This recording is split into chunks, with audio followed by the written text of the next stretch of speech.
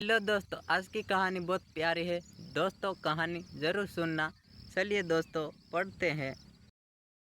कहानी साल 2025 का गणेशोत्सव शुरू हुआ था। पूरे रौनक थी। कई मिठाइयों की शहर में दुकानें सजी थी।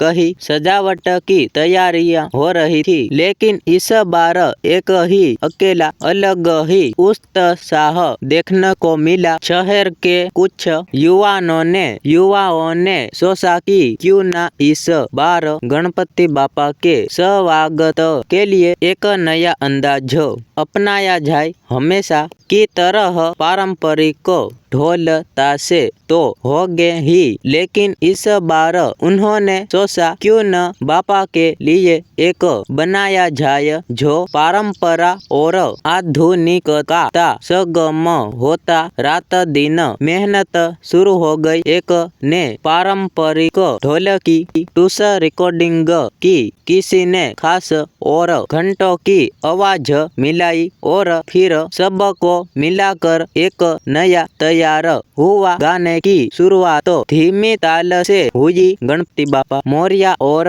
फिर से अचानक तेज बेस गूंजा। पूरा इलाका थिरक उठा। जब गाना पहली बार पंडाल में बजा तो बच्चे से लेकर बुजुर्ग तक मुझे उठे। ढोल ताशे की धुन और आधुनिक बांस का मेला सुनकर सबकी आंखों में चमक गई। लोगों ने महसूस किया कि चाहे जमाना कितना भी बदला जाए, ये बापा का उत्सव सबको जोड़ देता है। धीरे धीरे यह गाना पूरे शहर में फैला गया।